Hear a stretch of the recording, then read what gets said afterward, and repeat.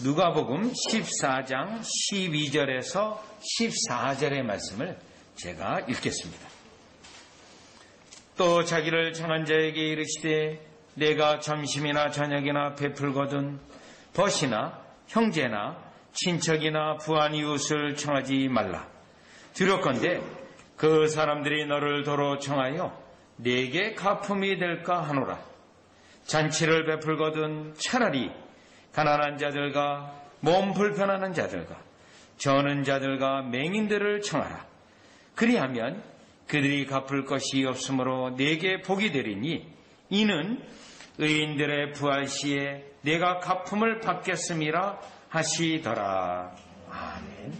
자, 오늘 본문의 비유의 말씀은 예수님이 바리새인의 지도자 집에 초청을 받아서 그들에게 안식일에 대하여 말씀하셨고 또 그들이 상석을 좋아하고 높이 되고자 하는 것에 대해 책망하고 지금 이 말씀의 내용은 그들이 상류사회를 어떤 형성을 하고 자기들끼리 마치 생활하는 그러한 그들의 모습에 대해 책망을 하면서 정말로 사람들을 잔치에 초청하고 그들에게 베풀려고 하거든 어려운 자들과 가난한 자들과 병든 자들을 초청해서 그들에게 있는 재물을 나누는 것이 복이 된다라고 하는 말씀입니다. 오늘 본문의 말씀은 예수님이 잔치를 하지 말란다거나 그러한 말씀이 아니고 오늘 본문의 말씀의 핵심은 여러분 12절에 보시면 끝부분이에요. 내게 가품이 될까 하노라. 또요 14절에 보면 그들이 갚을 것이 없으므로 내게 복이 되리니 이는 의인들의 부활 시에 내가 가품을 받겠음이라. 이겁니다. 갚는 것에 대한 말씀이 이 본문의 말씀에서의 핵심입니다. 자, 이 말씀은 그래서 여러분이 이 땅에 우리 주님이 우리를 하나님의 구원 백성으로 세우시고 또 구원 백성의 아주 중요한 특징 중에 하나가 구제하는 겁니다. 구약에서부터요. 그래서 구제하는 것을 통해서 하나님으로부터 복을 받으라는 겁니다. 우리가 구제하는 것으로 그냥 끝나는 것이 아니고요.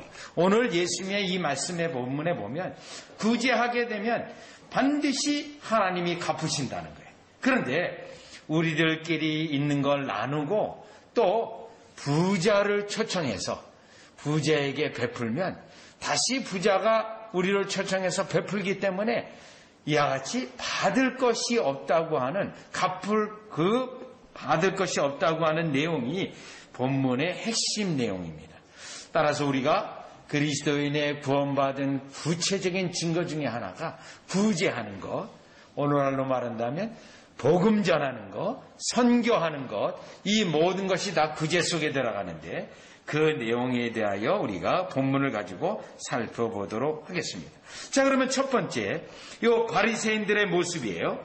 12절입니다. 식사하고 나누는 모습인데, 여러분 우리가 식사를 하고 나누는 것은 예수님이 식사잔치에 늘 참여했고 나누었는데요. 그런 예수님이 즐거워했던 겁니다. 왜 그랬냐면 하나님 나라 천국의 기쁨을 나타내 주는 것은 식사하고 교제하는 것이 그러한 즐거움이기 때문에요. 그것을 이제 말씀하셨어요. 따라서 이 12절에 있는 말씀이 우리 보고 식사 초대를 한다거나 잔치를 한다지 말라거나 그런 내용이 아니에요. 보시죠. 12절. 또 자기를 정한 자에게 이르시되, 자 14장 1절에 의하면 이 사람은 바리새인의 지도자죠. 내가 점심이나 저녁이나 베풀거든 벗이나 형제나 친척이나 부한 이웃을 청하지 말라. 여기 분명히 베풀다라고 하는 단어가 있어요. 구제하고 나누는 것을 말합니다. 그런데 형제나 친척이나 부한 이웃을 청하지 말라. 이유는요, 두렵건대 그 사람들이 너를 도로 청하여 내게 가품이 될까 하노라. 여러분 베푸는 거가 있는데 다시 돌아오는 것이기 때문에 그러려기보다는 차라리 병든 자라든가 가난한 자를 야같이 초청해서 베풀라는 거예요. 자, 그러면 12장의 첫 번째 나와 있는 이 베풀다라고 할 때 이들은 베풀 때 다른 사람이 다시 베풀어서 그들에게 베푼 것의 의미가 없어지는 것에 대하여 말하고 있는데, 본문에 나와 있는 이 바리새인들은 자기의 것들을 베풀 때 특정한 사람들을 초청해서 베풀었다는 겁니다. 그런데 그 특정한 사람들은 이와 같이 형제나 벗이나 형제나 친척이나 특별히요 부한 이웃이었습니다. 이 부한 이웃이라고 하는 이 부분이 그들에게 걸리게 되는 건데, 이들은 사회적 신분으로 카테고리를 만들고 자기들끼리 모여서 즐거워했다는 겁니다. 자기들끼리 모여서 즐거워하고 베푸는 척했지만 결코 베푸는 것이 아닌 그들의 모습을 우리 예수님이 지적하고 있습니다. 여러분, 이 모습은 교회 속에 항상 우리도 모르는 사이에 우리의 인간의 본연적인 부패성 가운데 그룹을 만들고 자기와 비슷한 사람들끼리 야같이 형성, 어떤 카테고리를 만드는 그런 습관이 있습니다. 여러분 다 같이 야고보서 2장 1절로 가보시면, 그런데 이때 가장 우리의 부패성은 우리의 가지고 있는 것, 우리가 배운 것, 이런 것들로 가지고 사람들을 분류하고 자기들끼리 모이는 것이 이게 문제입니다. 여러분 야고보서 2장 1절에 보면 그래서 사람을 차별을 하게 됩니다. 사람을요. 보시죠. 야고보서 2장 1절, 내 형제들아 영광의 주 그 우리 주 예수 그리스도에 대한 믿음을 너희가 가졌으니 사람을 차별하여 대하지 말라. 여기에 있습니다. 사람을 차별하여 대하는데 바리새인들, 서기관, 율법사, 제사장, 레위인들, 이 그룹은 예수님 당시에 사람을 차별을 했어요. 나와 동료, 최소한 사회적 신분이 같아야 어울러졌어야 합니다. 그런데 이렇게 사람을 차별했어요. 2절에 보면 만일 너희 해당에 금가락지를 끼고 아름다운 옷을 입은 사람들이 들어오고 또 남루한 옷을 입은 가난한 사람이 들어올 때에, 자, 금가락지를 끼고 아름다운 옷. 자, 그런데 여기에 아름다운 옷을 입은 사람들이 들어오고 또 남루한 옷을 입은 가난한 사람이 들어올 때 이걸 차별을 하는 거예요. 어떻게 차별하냐면 3절, 너희가 아름다운 옷을 입은 자를 눈여겨보고 말하되 여기 좋은 자리에 앉으소서 하고 또 가난한 자에게 말하되 너는 거기 서 있든지 내 발등상 아래 앉으라 하면 너희끼리 서로 차별하며 악한 생각으로 판단하는 자가 되는 것이 아니냐. 여러분, 이 모습이 초대교회의 모습이었어요. 벌써 예수님이 부활하시고 승천하셔서 성령을 보내시고 교회가 세워졌는데 교회 내에서 이와 같은 차별이 일어났다는 겁니다. 자, 이런 의미에서 누가복음 14장 12절로 다시 오시면 바로 이 모습이 지금 바리새인에게 있는 모습이, 사람을 차별하고 이 부자들은 부자들끼리 만나고 그들로 그룹을 형성해서 서로 베풀고 나누는 건데, 이것은 12절에 있는 것처럼 진정으로 우리 예수님이 말하는, 우리 성부 하나님 여호와 하나님이 말하는 베푸는 것이 아니라는 겁니다. 왜요? 그들끼리의 그룹에서 다시 돌아오기 때문에 베푸는 것이 아니라는 거예요. 그래서 구원의 백성이 베풀 때 진정한 그 베푸는 것이, 구제하는 것이 하나님으로부터 상을 받고 하나님으로부터 인정을 받는 것이 되기 위해서는 이와 같이 끼리끼리 그룹을 져서 베풀기보다는 정말로 다시 돌아올 수 없는 베품, 그들이 갚을 수 없는 그러한 베품이 진정으로부터 하나님으로부터 다시금 갚음을 받게 되는 것이라는 것을 첫 번째 우리 주님이 말씀하고 있는 겁니다. 따라서 우리가 베풀 때 이 베푸는 것이 영적인 것이 되도록 여러분들이 삼가 주의를 해야 된다는 것이 본문의 내용입니다. 바리새인들은요, 자기들끼리 즐거워하고 자기들끼리 나누고 자기들끼리 그룹을 형성하고 즐거워하는 것으로 끝났습니다. 하나님의 영광을 나타내는 것이 아닙니다. 하나님께서는 우리에게, 여러분에게 모든 재물과 필요한 물질과 모든 것을 공급해 주십니다. 이때 이것을 우리는 영적으로 해석해서 내가 이것을 주님의 나라를 위하여 이와 같이 베푸는 것을 통해서 하나님이 다시 대갚아주는 역사를, 그러한 것을 보는 관점에서 여러분들이 베풀어야 될 것을 우리가 깨닫게 되는데, 여러분이 누가복음과 연결되어 있는 사도행전 20장 35절로 가보시면, 사도행전 20장 35절에 가보시면요, 베푸는 것의 특징이에요. 베푸는 것의 특징 35절이에요. 범사에 여러분에게 모범을 보여준 바와 같이 수고하여 약한 사람들을 돕고, 또 주께서 친히 말씀하신 바 주는 것이 받는 것보다 복이 있다 하심을 기억하여야 할지니라. 이겁니다, 여러분. 주는 것이 받는 것보다. 자, 다시 대갚아지는 거, 받는 것이 없는 진정한 주는 것이 하나님이 우리의 구제 속에 우리에게 다시금 복을 주는 것임을 우리 주님이 말씀하셨는데, 그것을 사도 바울이 인용해서 자기 자신을 내어주고 또 자기 자신의 있는 것까지 다 에베소 교인들을 향하여 수고하고 애쓰는 것을 통하여 이 결론의 말씀을 했는데, 저와 여러분이 우리 주님이 주신 것을 이와 같이 영적인 분별력 속에서 베푸는 것 속에서 우리 주님이 다시 여러분에게 대갚아주는 역사가 있기를 주 예수 그리스도의 이름으로 축원합니다. 자, 그러면 이제는 다시요 누가복음 14장으로 두 번째 볼 수 있는 것은 여러분 13절이에요. 13절에 보면 잔치를 베풀거든, 계속 반복되는 단어가 베푸는 겁니다. 자, 우리 주님이 우리에게 주신 것을 베풀려거든 차라리 가난한 자들과 몸 불편하는 자들과 저는 자들과 맹인들을 청하라. 자, 그리하면 그들이 갚을 것이 없으므로 그들에게 청해서 베풀라는 거예요. 그들에게 베풀라는 것인데, 여러분 이 말씀은 구약성경의 신명기에 아주 중요한 주제예요. 신명기를 가보시죠.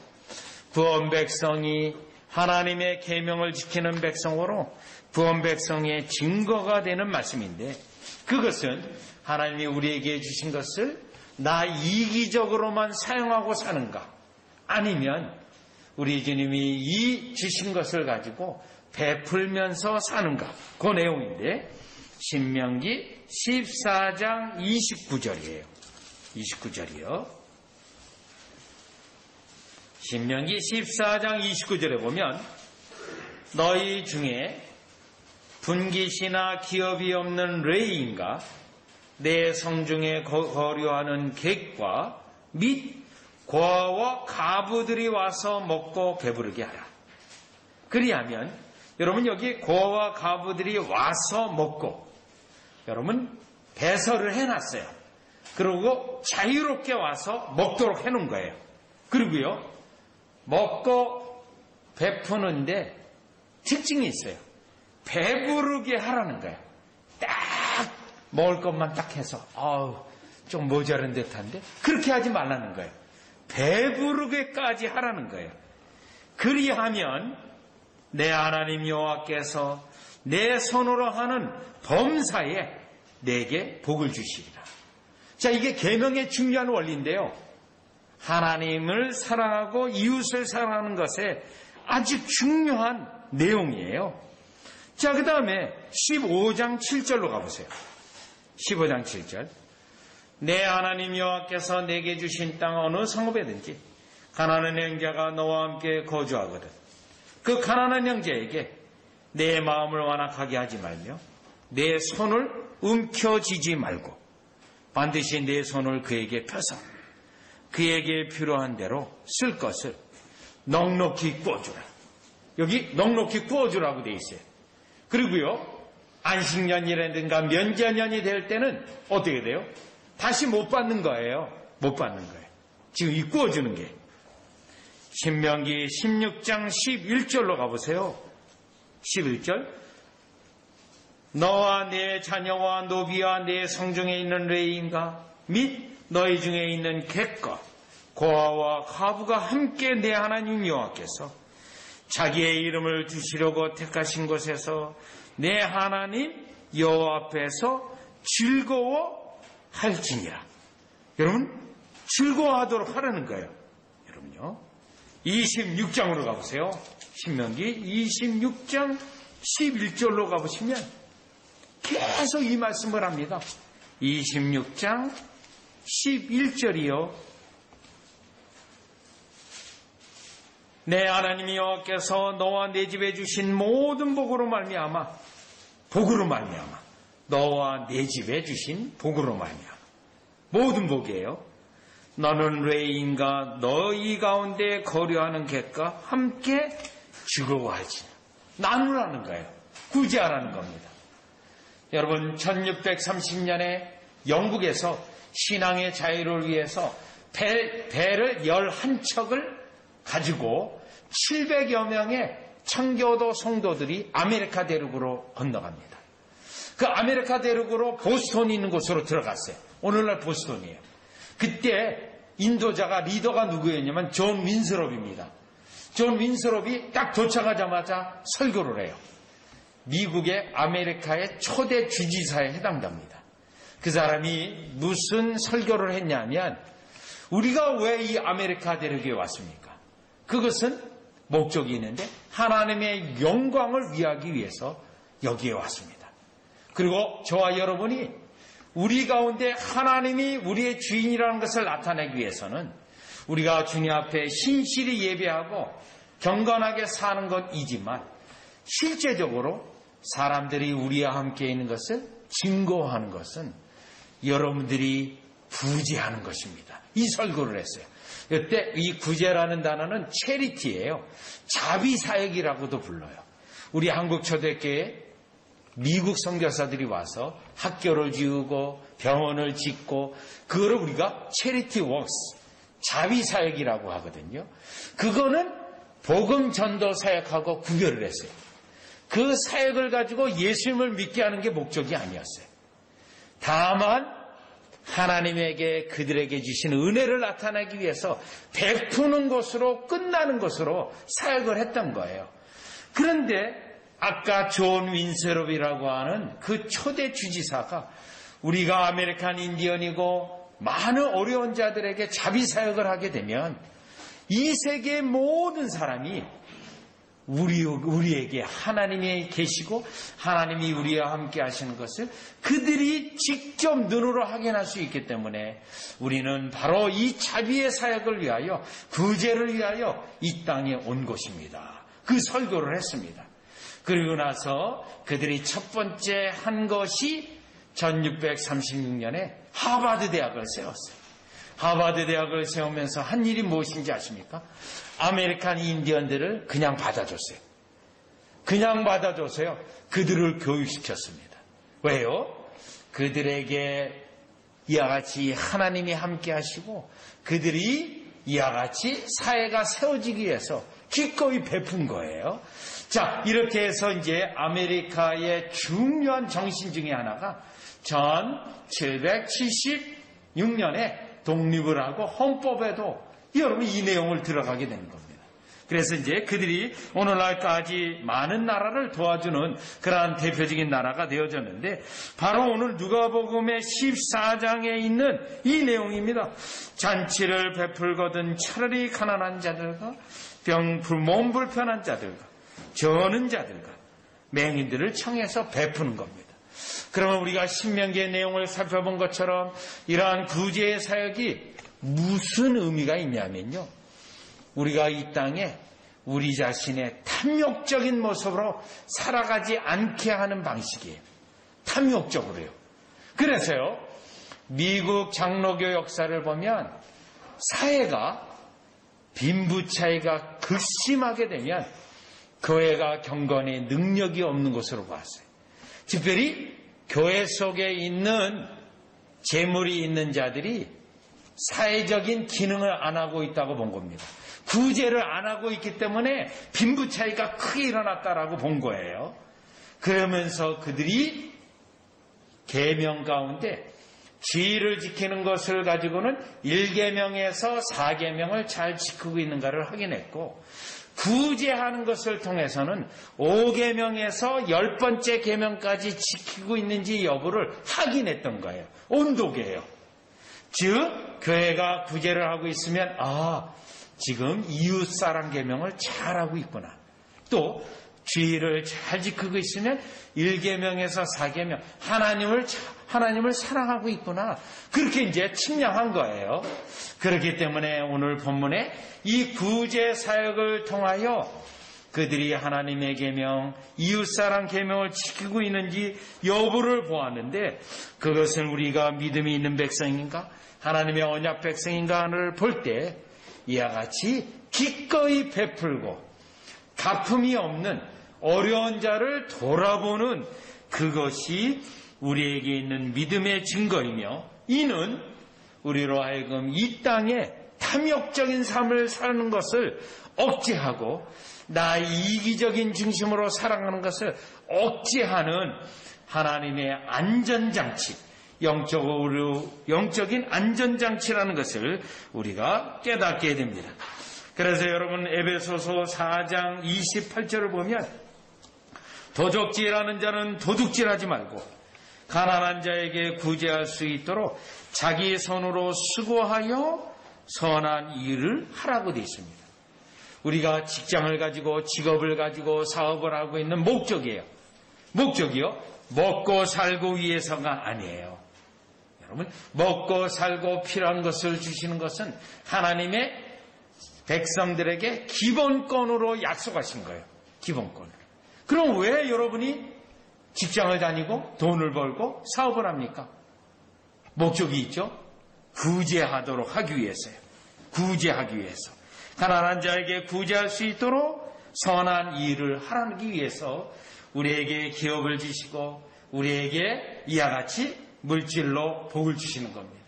따라서 우리가 이 땅에 살아갈 때 나 자신의 이기적인 삶을 살지 않고 탐욕적인 삶을 살지 않기 위해서 구제라고 하는 어려운 자들에게 베풀라고 하는 이 계명을 일찍이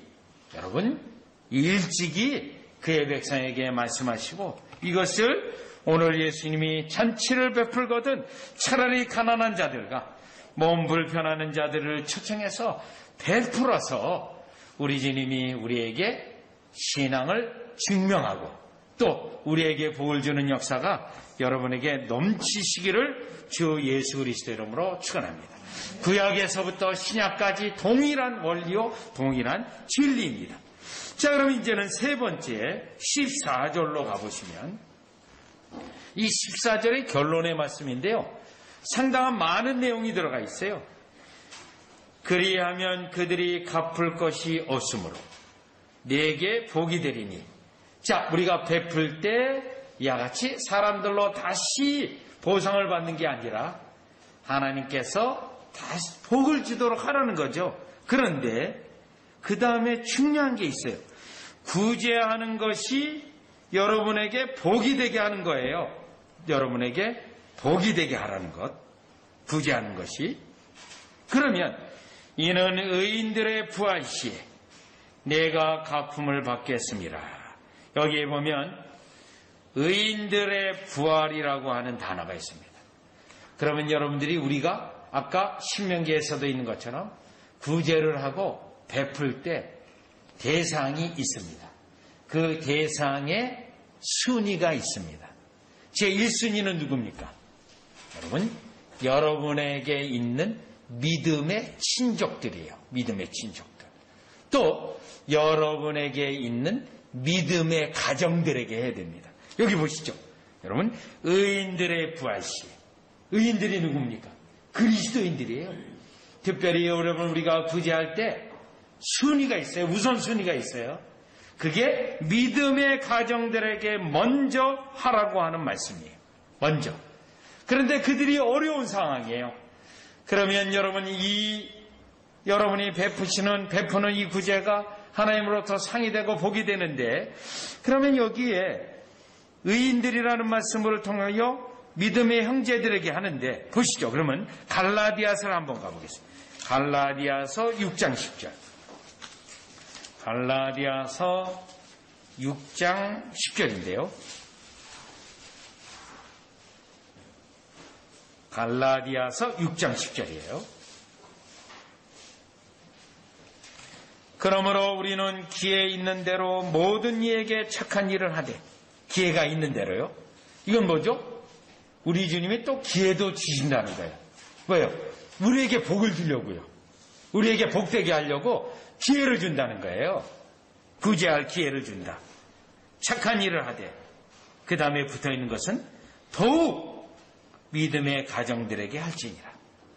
그리스도의 재림 때 의인의 부활들이라고 되어 있습니다. 믿음의 가정들에게 하라는 거예요. 그러면 여러분, 왜 믿음의 가정들에게 해야 됩니까? 그게 복이 됩니까? 믿음의 가정들에게 할 때 우리의 구제, 우리의 선교의 지원을 받는 그들이 어떤 일을 합니까? 구제를 한 그들을 위해 기도하게 돼 있어요. 고린도후서 9장이에요. 지금 예루살렘 교회 성도들이 기근을 만나서 어려움을 겪고 있어요. 그래서 마케도냐 교회가 구제를 하게 됩니다.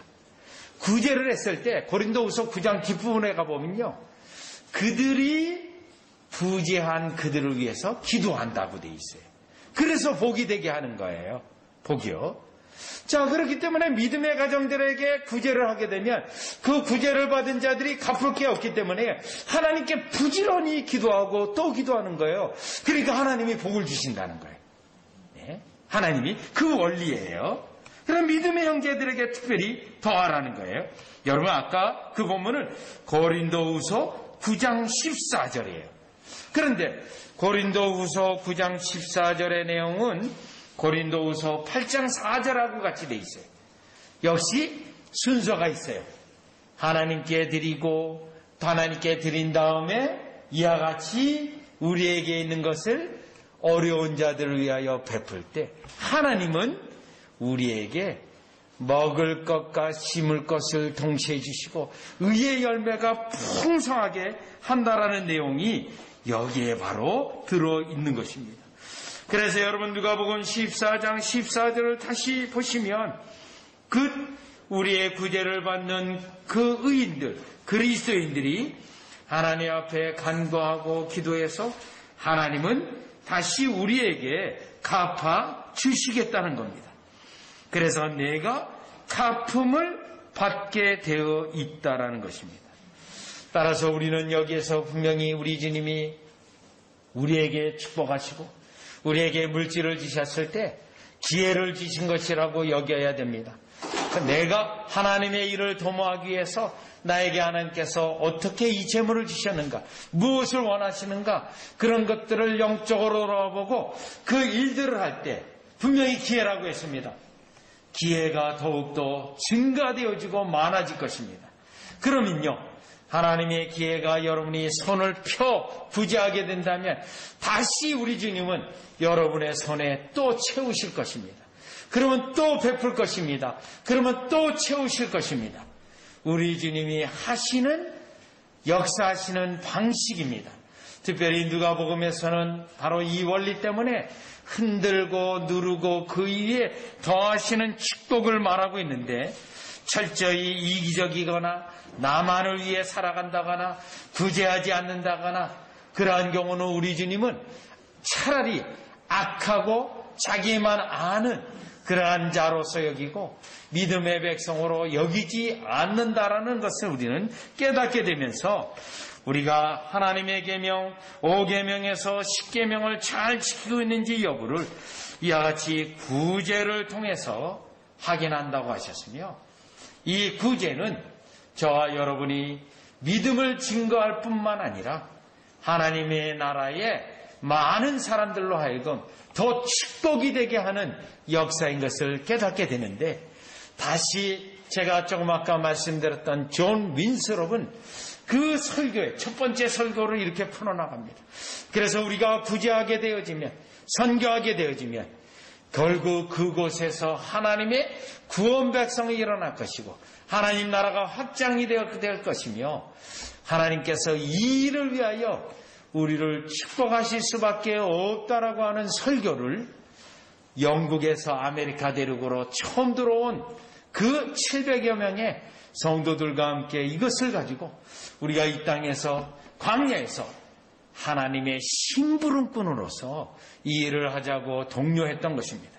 이 내용의 말씀이 오늘 누가복음 14장 12절에서 14절을 통해서 여러분과 저가 하나님을 사랑하고 이웃을 사랑하는, 특별히 이웃을 사랑하는 증거는 저와 여러분이 하나님께서, 예수님께서 말씀하신 구제, 특별히 믿음의 형제들에게 또 하나님 나라를 전파하는 증거함에 있어서 구제하여서 하나님으로부터 직접 갚음을 받는, 대갚음을 받는 저와 여러분이 되시기를 주 예수 그리스도 이름으로 축원합니다. 기도드리겠습니다.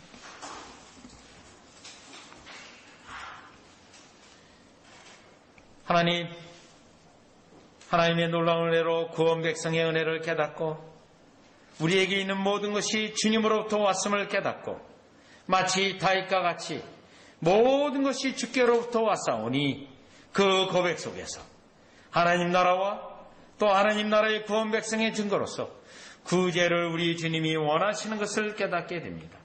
기꺼이 이 일들을 감당할 때 우리 주님의 약속하신 대로 갚음이 있게 하시고 넘치게 함이 있게 하셔서 우리가 이 땅에 우리 주님이 주신 것을 가지고 나 자신의 욕심대로 살아가는 것이 아니라 그의 나라와 하나님이 기회를 주시는 대로 그 기회, 베푸는 기회가 복받는 기회인데 기회를 놓치는 자가 아니라 기회를 얻는 자가 되게 하여 주시옵소서.